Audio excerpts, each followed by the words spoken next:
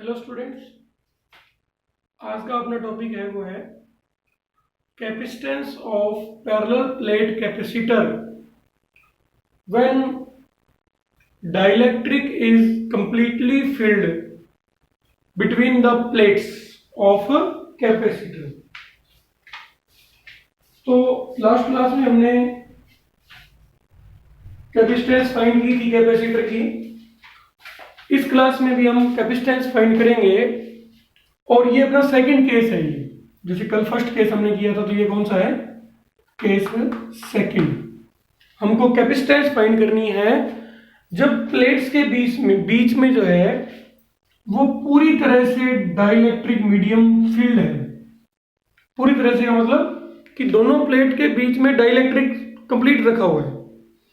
जैसे आगे अपने टॉपिक आएगा कि पार्शियली फील्ड वाला, कि डाइलेक्ट्रिक जो है वो पार्शियली फील्ड है दोनों प्लेट के बीच में, यानी कुछ जगह पर बीच में डाइलेक्ट्रिक है और कुछ जगह पे एयर है। लेकिन इसमें क्या है, कंप्लीटली क्या है, डाइलेक्ट्रिक को फिल किया गया है। तो डाइलेक्ट्रिक क्या होता है अपना? डाइलेक्ट्रिक होता है इंसुलेटर्स, है ना। तो यानी हमने कोई दोनों प्लेट के बीच में कोई कागज या कोई वुडन वगैरह कोई चीज हमने रख दी है दोनों प्लेट के बीच में। प्लेट की डिस्टेंस है वो d है और प्लेट का एरिया है वो a। तो इसकी अपने को कैपेसिटेंस फाइंड करनी है। और एप्सिलॉन r यहाँ पे क्या है? r सबस्क्रिप्ट में होता है। तो एप्सिलॉन r जो है वो यहाँ पे डाइलेक्ट्रिक कांस्टेंट है। एप्सिलॉन r जो है उस मीडियम का डाइलेक्ट्रिक कांस्टेंट है जो हमने इन दोनों के बीच में क्या किया है? फिल किया है। ठीक है। तो इस तरह से सारी चीज आप लोगों को क्लियर होनी चाहिए यहाँ पे कि एक तो दोनों प्लेट के बीच में ये कंप्लीटली फिल्ड है, एक प्लेट प्लस एक माइनस की, और डिस्टेंस जो है वो कितनी है? d, दोनों प्लेट के बीच में। तो अपना जो फॉर्मूला होता है कैपेसिटेंस का वो आप सभी जानते हो, वो होता है C is equal to Q upon V। और जो V की वैल्यू होगी, यानी जो पोटेंशियल डिफरेंस होगा बिटवीन द प्लेट्स, वो होगा, दिस इज इक्वेशन नंबर 1। ठीक है, वो होगा E medium multiplied by D। जैसे पिछली क्लास में मैंने आपको बताया था कि E इंटू डी क्या होता है अपना? Electric field into D potential difference होता है। लेकिन इस केस में जो फील्ड है वो फील्ड अब E हमारी एयर में नहीं, वो किसी मीडियम में है। तो उसको हम क्या लिखेंगे? E medium multiplied by D, ये लिखेंगे। ठीक है।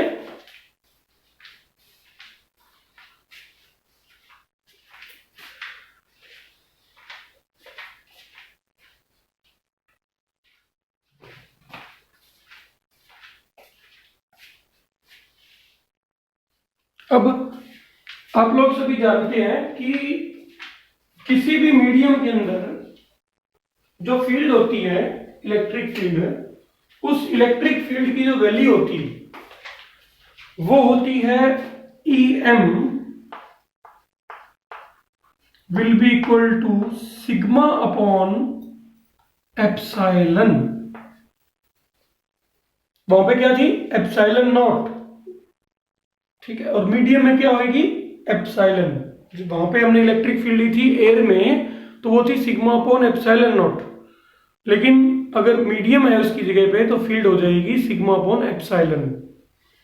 और वी नो दैट कि हमारा जो डाइलेक्ट्रिक कांस्टेंट होता है एप्सिलॉन r, उसकी वैल्यू होती है epsilon over epsilon not. Dielectric constant जो होता है हमारा, उसकी वैल्यू होती है एप्सिलॉन ओवर एप्सिलॉन नॉट।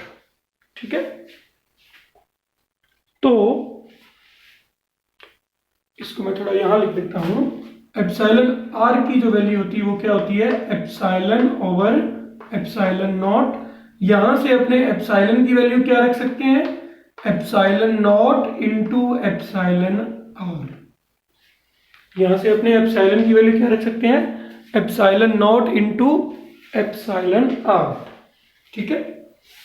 और इस एप्सिलॉन की वैल्यू को हम अगर EM में पुट करें, सो EM की जो वैल्यू आएगी, it will be equal to sigma upon epsilon naught into epsilon R होगी। ठीक है, क्योंकि हमने मीडियम फिल किया है तो फील्ड क्या हो जाएगी, चेंज हो जाएगी। तो हमने इसको एप्सिलॉन की वैल्यू को यहां से पुट किया, epsilon will be equal epsilon naught into epsilon R, इसको हमने इस फॉर्मूले के अंदर पुट किया। और हम लोग जानते हैं कि सिग्मा जो होता है वो क्या होता है अपना Q अपॉन ए, तो इसलिए अपना ई मीडियम जो है उसकी वैल्यू क्या आ जाएगी, Q upon A epsilon not epsilon R, ये वैल्यू आ जाएगी अपनी ई मीडियम की। ठीक है, ई मीडियम की जो वैल्यू है वो क्या आ जाएगी अपनी sigma Q upon A epsilon not epsilon R, ये अपनी वैल्यू आ जाएगी किसकी, हमारे पास में ये वैल्यू आएगी ई मीडियम की। ठीक है, तो यहां से अपने को ई मीडियम के बारे में पता चला कि कितना आएगा। अब आप लोग सभी जो है देख सकते हैं कि जो अपना फॉर्मूला है कैपेसिटेंस का, उसके अंदर अपने इस वैल्यू को पुट कर सकते हैं, है ना। ये जो अपने वैल्यू फाइंड आउट की है इस वैल्यू को अपने पुट कर सकते हैं हमारे फॉर्मूले में। और हमारा फॉर्मूला जो है वो कितना है, C is equal to Q over V, और उससे पहले जो अपने को फॉर्मूला रखना है V के लिए, उस फॉर्मूले में अपने को किसकी वैल्यू पुट करनी है, उस फॉर्मूले में अपने को वैल्यू पुट करनी है यहाँ पे EM की। तो हमारे पास में जो V है उसकी वैल्यू आ जाएगी यहां से Q upon A epsilon not epsilon R into D, ये वैल्यू आ जाएगी अपनी V की। ओके, इस डायग्राम की अपने को जरूरत नहीं है क्योंकि इसकी पिक्चर मैंने आपको पहले ही बता दी कि क्या इसकी वजह से क्या होगा, कैसे वैल्यूज आएंगी, मैंने आपको बता दिया है। तो बच्चों ये अपनी जो है आप लोगों को बताया मैंने वैल्यू किसकी आएगी, ई मीडियम की, और अपनों ने V की वैल्यू को फाइंड आउट किया कि V की वैल्यू ये होगी। ठीक है, तो अगर हम इस फॉर्मूले में इसको पुट करें, अब कौन से फॉर्मूले में, इस फॉर्मूले में अपने पुट करें C equal to Q upon V में, putting value of V in equation number 1, तो अगर अपने पुट करें we will get C is equal to Q upon A epsilon not epsilon R multiplied by D, this will be the value of C, this will be the value of C।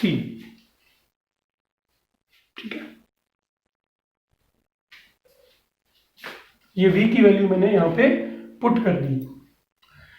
Q से Q क्या हो जाएगा अपना, cancel हो जाएगा, ए epsilon not कहां चले जाएंगे आगे, तो इसको लिखेंगे अपने C मीडियम।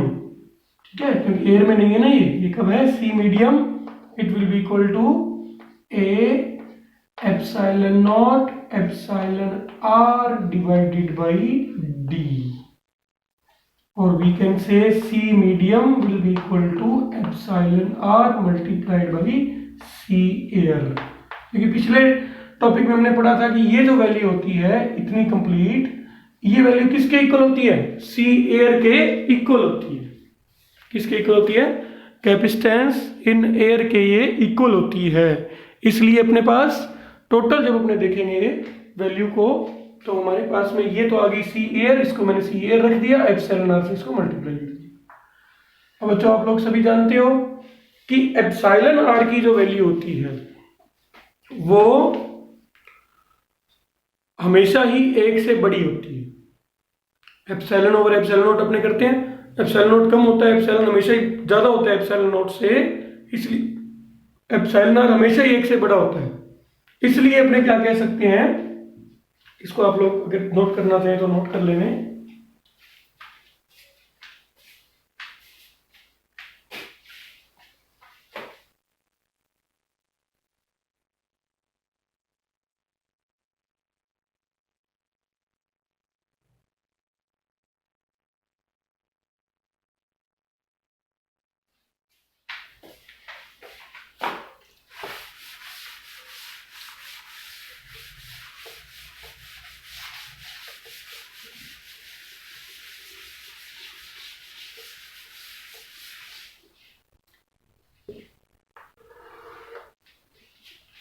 अच्छा बच्चों, तो हम देख सकते हैं कि C medium over C air अगर हम लिखेंगे तो इसकी वैल्यू आएगी epsilon R. That means C M will be always greater than C air. कैसे? क्योंकि अगर ये हमेशा एक से बड़ा होगा दैट मीन्स हमेशा ही ये जो सी एयर है वो सी एम से क्या होगा, छोटा होगा। अगर ये हमेशा ही बड़ा होगा, एप्सिलॉन आर एक से अपने को बड़ा रखना है, दैट मीन्स इसका जो सी एयर है इसकी वैल्यू कम होनी चाहिए, इसकी वैल्यू क्या होनी चाहिए, ज्यादा होनी चाहिए। सो ये है कि अगर अपने मीडियम फिल करेंगे प्लेट्स के बीच में डाइलेक्ट्रिक तो उससे हमारे जो कैपेसिटेंस है वो इंक्रीज हो जाएगी। मैथमेटिकली भी हम देख रहे हैं, बाई कॉन्सेप्ट भी देख सकते हैं अपने कि पोटेंशियल डिफरेंस क्या होता है, E इंटू डी। अब मीडियम को फिल करने से जो ई एम की वैल्यू है ये क्या हो जाती है, कम हो जाती है। किसी भी मीडियम में फील्ड कम होती है एयर के मुकाबले, एयर में फील्ड ज्यादा होती है, एयर में फोर्सेस चार्ज के बीच ज्यादा लगती हैं, मीडियम में कम लगती हैं। तो अगर मीडियम फील्ड कम हो जाएगी तो पोटेंशियल डिफरेंस भी कम हो जाएगा, पोटेंशियल डिफरेंस कम हो जाएगा तो वहां से कैपेसिटेंस अपने आप ही क्या हो जाएगी, इंक्रीज हो जाएगी, क्योंकि capacitance is equal to Q upon V. तो इसीलिए अपने कहते हैं कैपेसिटेंस किस पे डिपेंड करती है, साइज पे, प्लेट के साइज पे डिपेंड करती है, डिस्टेंस बिटवीन द प्लेट्स पे डिपेंड करती है और मीडियम पे भी डिपेंड करती है। डाइलेक्ट्रिक मीडियम होगा तो उस केस में कैपेसिटेंस जो है वो इंक्रीज हो जाएगी। ठीक है, ये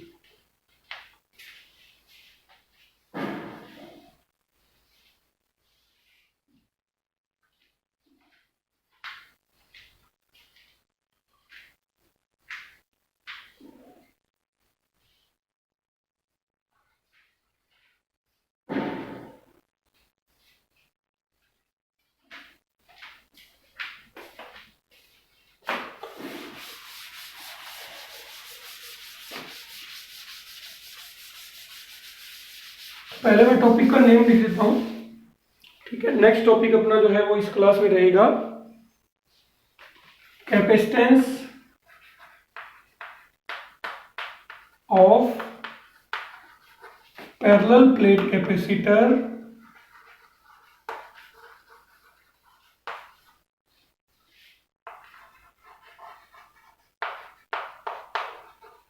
if dielectric is partially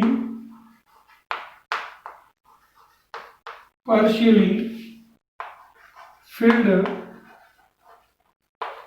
between the plates of capacitor. पहले मैं आपको टॉपिक का नेम और आपको यहाँ पे कुछ चीजें आपको बता देता हूं।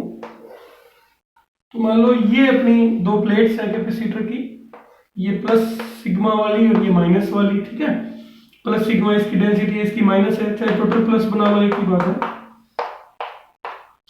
इसके बीच में अपनों ने एक टी थिकनेस की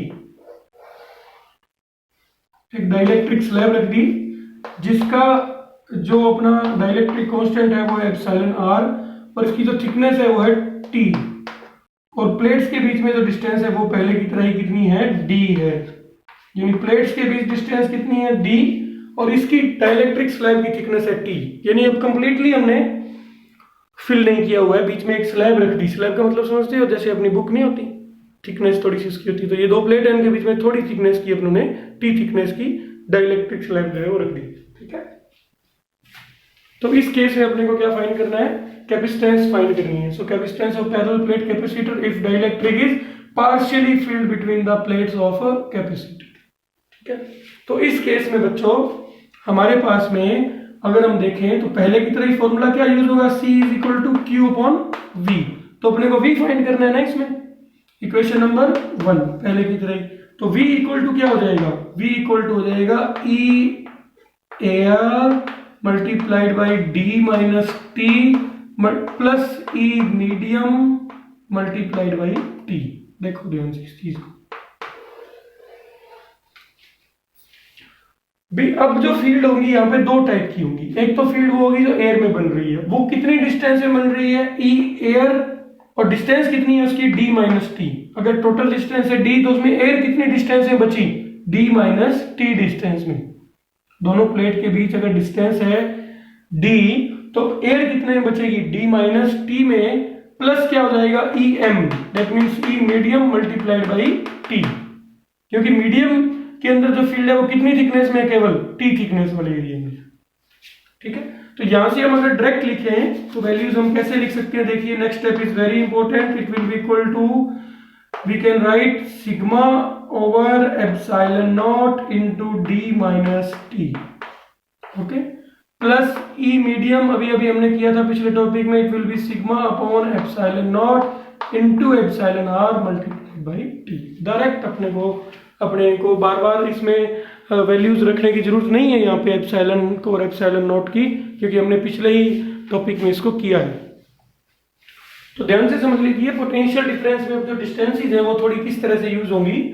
पोटेंशियल डिफरेंस दो टाइप के होंगे, एक तो एयर में एक मीडियम में। मीडियम के अंदर यूज हो जाएगा em into T, medium into distance, sorry electric field into distance, और यहाँ पे हो जाएगा ई एयर इंटू डिस्टेंस। तो कितनी डिस्टेंस के अंदर हमारा ये एयर है वो है d माइनस टी, और स्लैब कितनी डिस्टेंस में है, t डिस्टेंस में, इसलिए उसको लिखा हमने E medium into T will be potential difference. ये हमने टोटल इसको बनाया, वैल्यूज को लिखा, ओके। तो इन सभी वैल्यूज को मैं थोड़ा यहाँ पे लिख देता हूँ ताकि अपना जो डायग्राम है वो भी पड़ा रहे और अपने को अभी तक जो हमने किया वो भी अपना राइट डाउन रहे। सो C इक्वल टू क्या होता है, Q upon V, equation number 1 पहले की तरह यही फॉर्मूला अपने को लेना है। V इक्वल टू क्या हो जाएगा, E air multiplied by D minus T plus E medium, मैं पहले वाला ही दोबारा नोट कर रहा हूँ, okay, E medium into T. इसी के साथ V will be equal to हो जाएगा sigma upon epsilon naught D minus T, और ये हो जाएगा plus sigma upon epsilon not epsilon R into T. ये मैंने जो यहाँ पे लिखा था वही मैंने थोड़ा ऊपर लिख दिया दोबारा से, ताकि अपने आगे यूज करके बोर्ड के ऊपर डेरिवेशन को कंप्लीट कर पाए। Now we will get v will be equal to sigma upon epsilon naught, हम ले लेते हैं कॉमन, तो हमारे पास बचेगा d minus T plus t upon epsilon R. क्या बच्चों, यही बचेगा ना, d माइनस टी हमने क्या कॉमन ले लिया, सिग्मा अपॉन एप्सिलॉन नॉट हमने कॉमन ले लिया, तो यहाँ बचा d माइनस टी, यहाँ बचा सिग्मा अपॉन एप्सिलॉन नॉट, तो कॉमन में चला गया तो t अपॉन एप्सिलॉन आर बचा। इसको आगे सॉल्व करने की अपने को जरूरत नहीं है। और अब अपने सिग्मा की वैल्यू पुट कर लेते हैं, तो ये आ जाएगा q upon a epsilon not पहले की तरह ही, and it will be multiplied by d minus T plus t upon epsilon R, ये आ जाएगा, ओके। इसके बाद अपने थोड़ी सी अपने को डिस्टेंस जो है वो हमको सब पिक्चर क्लियर हो गई है यहाँ पे डिस्टेंस वगैरह के बारे में, तो अब अपने को डायग्राम की भी जरूरत नहीं है। तो अगर अपने वैल्यू पुट करें, putting value of v in equation number 1, equation 1 में अपने पुट करें, and C will be equal to Q upon this whole thing, Q upon A epsilon naught multiplied by D minus T plus T upon epsilon R, ये value, ठीक है। और Q से Q क्या हो जाएगा, cancel, so C will be equal to A epsilon naught upon D minus T plus T upon epsilon R, ये बचेगा C की वैल्यू। ये किस केस में आई है C, when medium is partially field, तो इसको भी अपने CM से ही लिख सकते हैं क्योंकि मीडियम तो हमने भरा ही है ना दोनों के बीच, इसलिए। तो फिर से थोड़ा रिपीट कर लें, सी क्यू अपॉन वी होता है, इस केस में जो वी है वो इस टर्म में लिखा जाएगा। एयर के अंदर इलेक्ट्रिक फील्ड होती है इतनी, और मीडियम के अंदर होती है सिग्मा अपॉन एप्सिलॉन, और एप्सिलॉन की वैल्यू होती है epsilon naught into epsilon R, इसलिए हमने इसको ऐसे लिख दिया। उसके बाद सिग्मा अपॉन एप्सिलॉन नॉट को हमने कॉमन ले लिया, और अंदर जो वैल्यूज है वो d minus T plus T upon epsilon R बची। उसके बाद हमने सिग्मा की वैल्यू पुट की Q upon area. Surface charge density लेते हैं प्लेट्स के केस में, क्योंकि यहाँ पे जो सरफेस चार्ज होता है वो कहाँ पे होता है, सरफेस पे होता है कंडक्टर के, इसलिए इस putting this values of V in equation number 1, equation 1 में इसको पुट करते हैं तो Q से Q कैंसिल हो जाएगा और अपने पास ये सारी वैल्यू बचेगी। तो A एप्सिलॉन नॉट जो है वो डिनोमिनेटर में ये ऊपर आ जाएगा अपना, और इस तरह से अपने पास फाइनल फॉर्मूला ये बचेगा। तो स्टूडेंट्स इस केस में भी हमारी जो